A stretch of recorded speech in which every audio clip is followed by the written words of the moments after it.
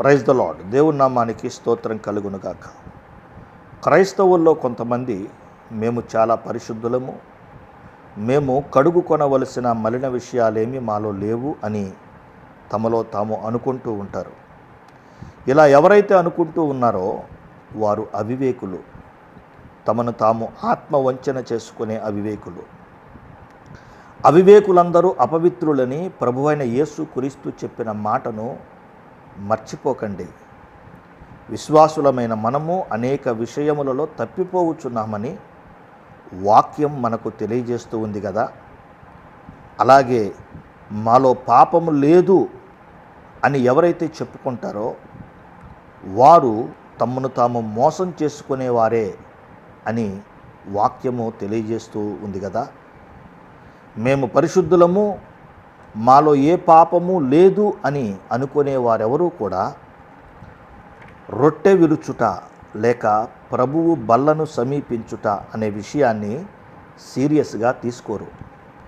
అదొక ఫార్మాలిటీ అన్నట్లుగా ప్రవర్తిస్తారు.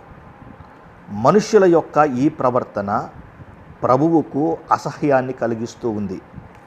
ప్రతి ఆదివారము ప్రభువు శరీరమును రక్తమును తీసుకోవటంలో నిర్లక్ష్యముగా వ్యవహరించే వారందరి మీదకి కఠిన శిక్ష వస్తుంది.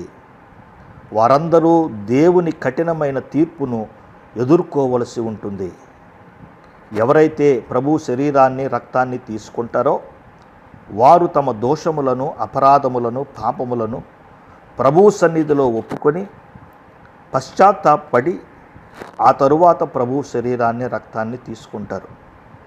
వారు తమను తాము పరీక్షించుకొని ఉపేక్షించుకొని ఈ పని చేస్తారు గనుక వీరు తీర్పు పొందరని వాక్యము తెలియజేస్తూ ఉంది.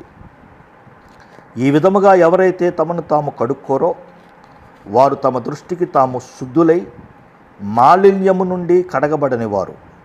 వీరు గర్విష్ఠులు, వీరు కన్నులు నెత్తికి వచ్చిన వారని వాక్యము వీరిని గురించి తెలియజేస్తూ ఉంది.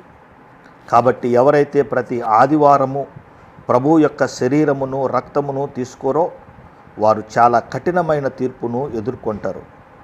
వీరికి ఇహలోకములో నెమ్మది ఉండదు, పరలోకములో ప్రవేశము ఉండదు. కాబట్టి ఓ క్రైస్తవులారా, ఈ విషయమై జాగ్రత్తగా ఉండమని ప్రభువు మిమ్మును హెచ్చరిస్తూ ఉన్నాడు. చెవిగలవారు ఈ మాటలు వినుగాక. ఆమేన్.